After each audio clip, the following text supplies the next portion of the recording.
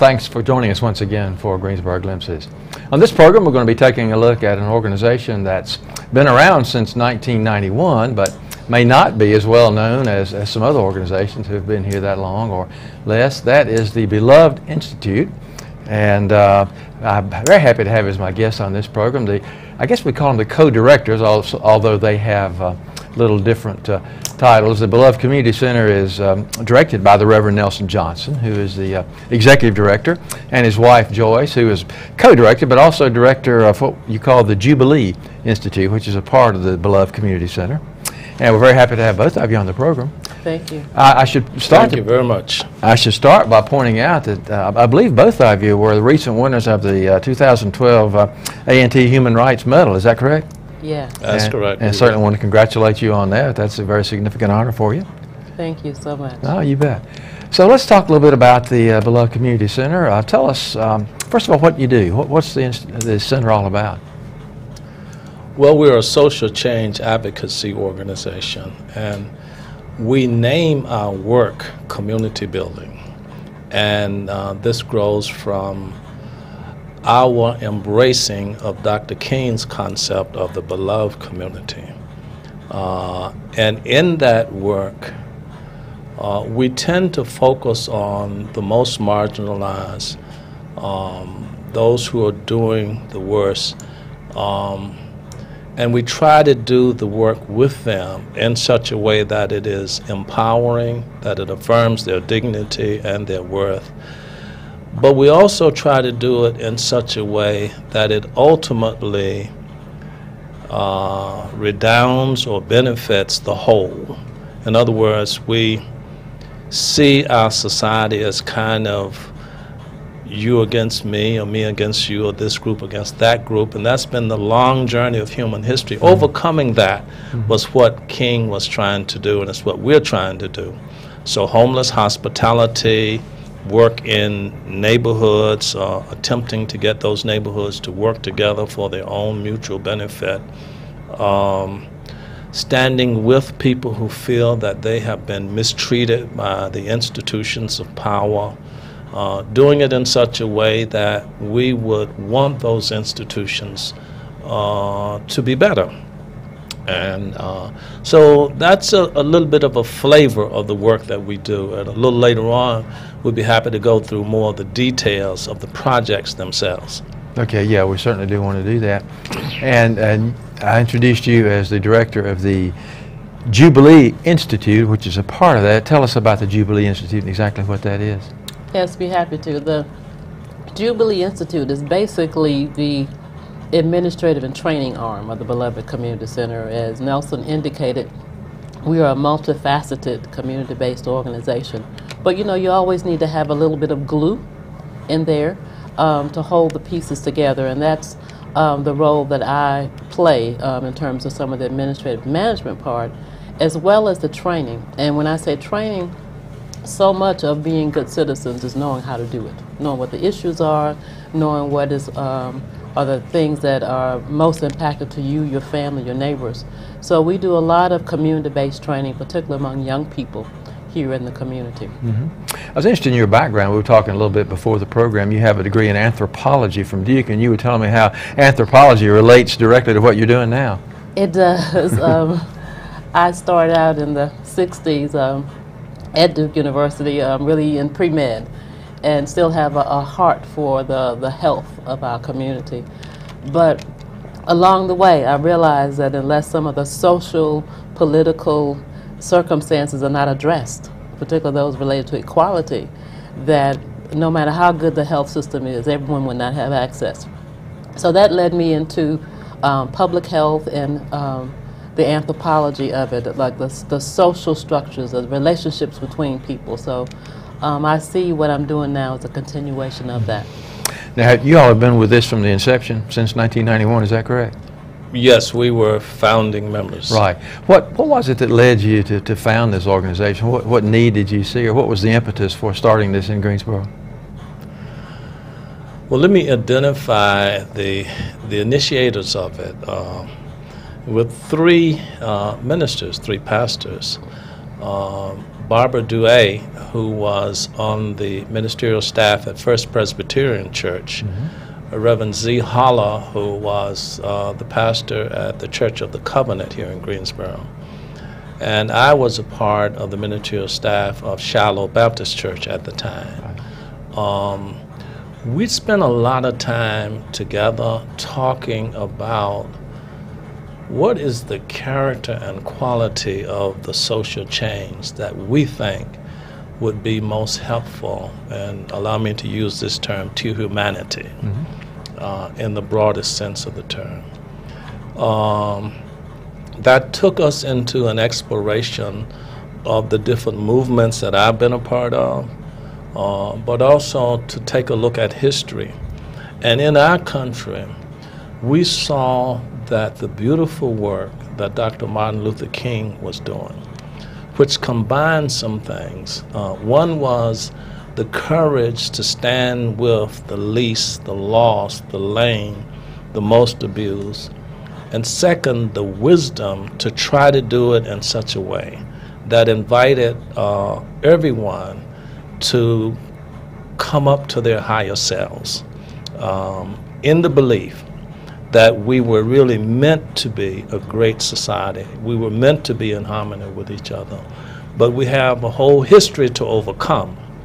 That's what led us into this particular genre of work. And it also led us to the name of the Beloved Community Center. And I had quite a history before 1991. Share some of that with us. Well, I came here in '65 and was a part of the movement of that era. And I've gone through a number of incarnations. I was one who really worked hard for integration. And then I saw the sense of black power, the need for the community to claim its power. So I was a black power advocate.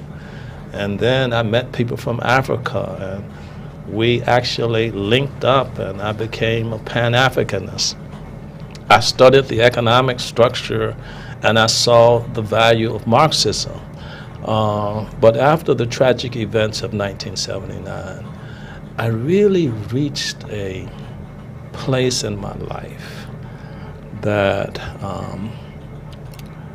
that was missing something, and that led me to return to the faith of my youth. And I went to seminary, and it was in seminary that I grew closer to Jesus.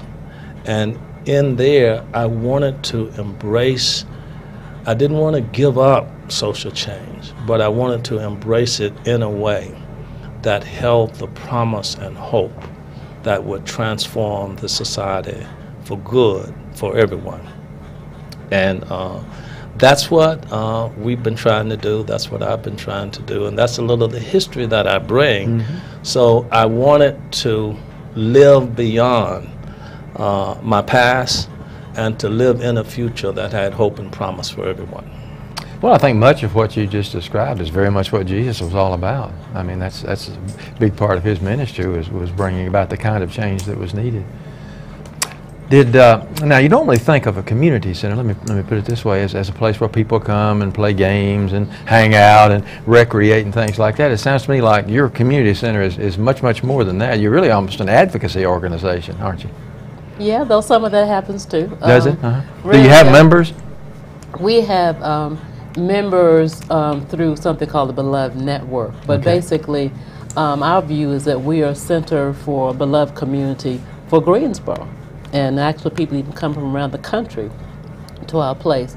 But what we do is we use the term build community, which means learning about you and learning how to interact with you, understand you, even though I have differences, but appreciate you as a fellow human being who was beloved and who needs to be appreciated that way. So no, we don't do the typical just games and frolic, though as I said, that happens a lot of young people in and around Beloved at different points in times. But it's a place, it's where people can come to get to know each other, even across what has been historic lines of divide. And you have a lot of activities that go on on a regular basis. You mentioned earlier that you wanted to talk specifically about some of your programs. So let's do that. One of the things that I thought was interesting is you have a community table each week on Wednesdays, I believe, where people can come in and just sit and dialogue about issues in the community and I guess possible solutions and things that are of concern to them. It's one of the more exciting parts of our week. Every week at 1 o'clock, and we don't miss this unless it's Christmas or something. We have open space, and any and everyone is invited to come. And we introduce ourselves, and it's not always the same people. Often it's not the same people. And we share just a minute about how our week has been, and then a topic emerges, and we engage in a discussion on several things that people feel on that day to be important. And here's the most amazing thing, is that yesterday, for example, we had a professor from Emory University. He's a theologian. We had a lawyer from Berkeley, California, and we had people from the neighborhoods who are working to do energy efficiency work. It's a beautiful, eclectic table, and the one thing we ask people to do is to listen to each other and honor the voice that you hear. It doesn't mean you have to agree with it, but it's not a place where we want to get into elongated and often bitter arguments, but we want to hear and honor what somebody says. And if you have a different view, state your view, but always do it with respect. That's worked for us now for, what, about 4 years, 5 years maybe? I think more about 8 years probably, yes. And many good things come from there. Yes, Another and thing we say is programs and things have come out of that. we don't make decisions at that table because people would come and, you'd have to vote and all of that. Yeah, sure. But the different organizations there, the different individuals there can get with one another, and at other times, oftentimes decisions that got discussed in that meeting get to be made, and sometimes the beloved community itself embraces those, and sometimes other organizations do. But it's a place where there's a free-flowing ideas and relationships are being built that far transcends that gathering on Wednesday. Now that's open to anybody that wants to come? That's open to anyone. Tell us where you're located. We're at 417 Arlington Street. It's the home of Faith Community Church, and it's also the main offices of the Beloved Community Center. Now we have another building that's owned by the Beloved Community Center at 437 Arlington Street. We call it the Hospitality House. And it's just a warm, inviting place for the community we call our neighbors, who are, for the most part, homeless, and who can shower there, they can use a phone there, they get a nutritious breakfast there, and they can go next door and work on the community garden. Now this is, would you call this a homeless shelter? Well, it's not exactly a shelter. More of a day center. More of a day center. Day Okay. center, Okay. yes. All right. Yeah, we don't have sleeping facilities, Don't and we are there primarily during the mornings. And what are the requirements for people who might need to or want to take advantage of your services there?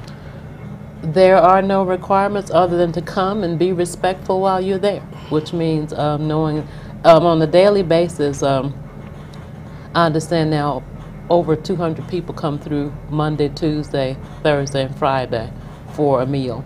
And a good number of them get their showers as they're looking for work or just trying to interact here.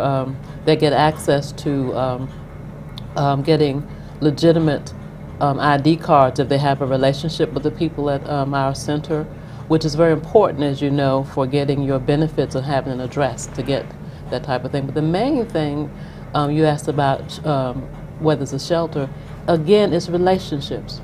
The same way it's important for me to have a relationship with you. Right. It's important for people who are without a house to also have some relationship with another human being. Okay, very good. I want to ask you, Nelson, you both have said that a big part of what you do is relationships and working on relationships between people.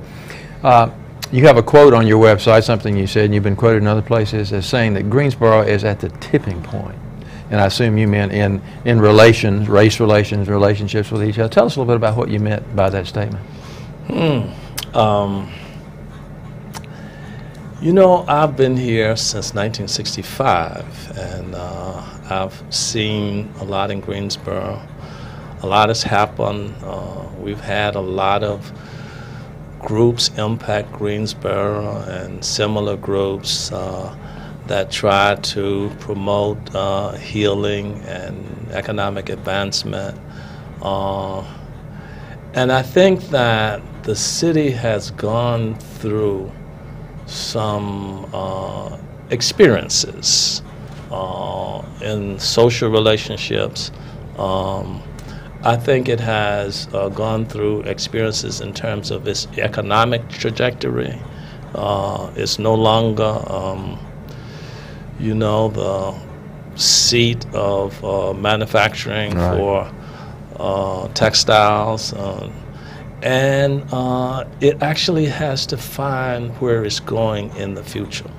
What we're clear on is that Greensboro cannot remain where it is, that it either will fall backward in some significant ways or it will move forward in some significant ways. We think there's a potential for both, but we are deeply committed to working with a broad network of groups, including the economic entities in our city, police department with whom we have had much struggle and differences over the years, with the most depressed parts of our neighborhood. We believe that that's the direction that Greensboro has to tip in. It has to lean in that direction and claim a future that allows it to be, in some sense, and I don't say this to the exclusion of other things, the moral capital of our state.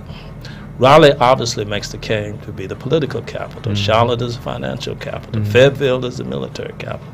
Wilmington, the shipping capital. And we could go on for a while. What is it that Greensboro stands for?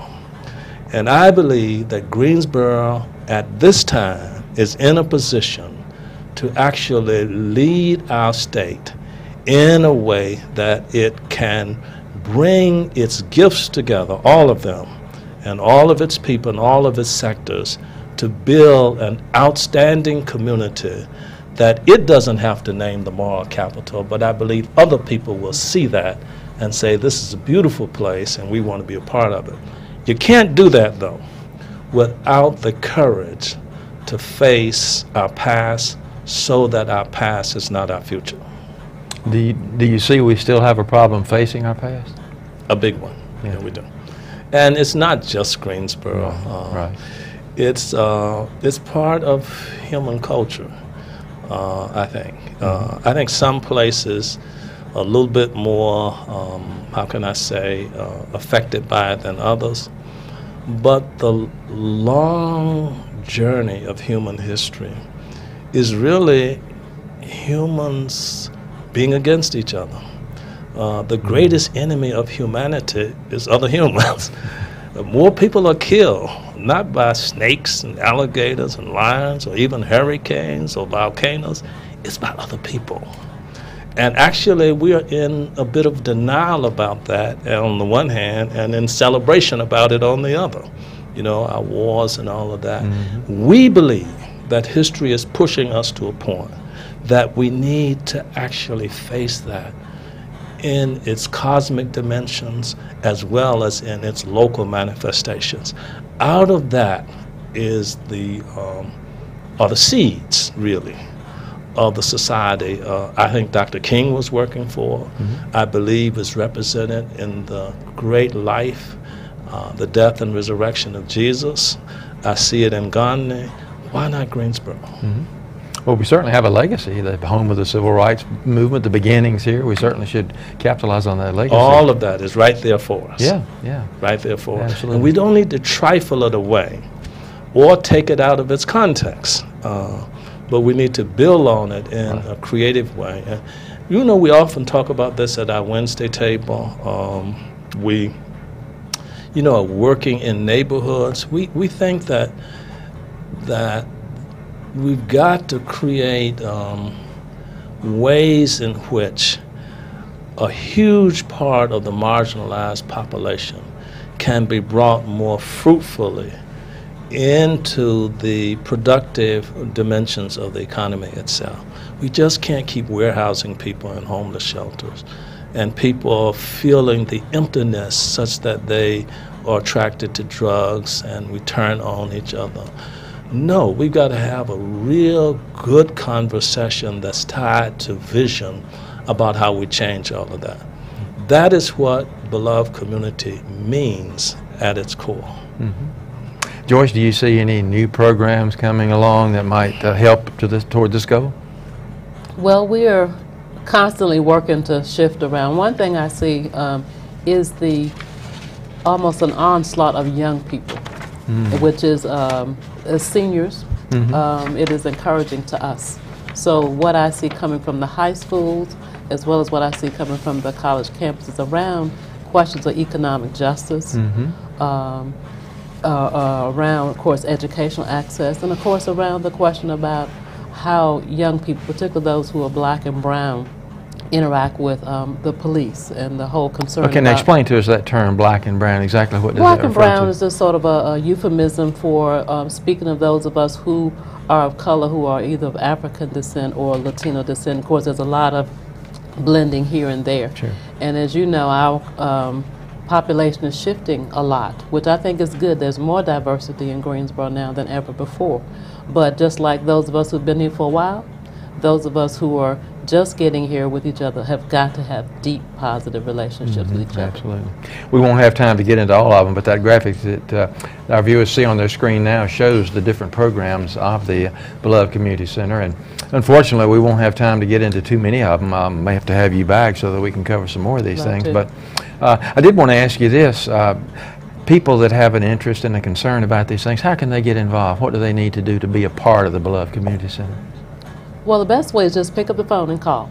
Our number is 336-230-0001. Those of you who are more internet savvy, we're at www.belovedcommunitycenter.org.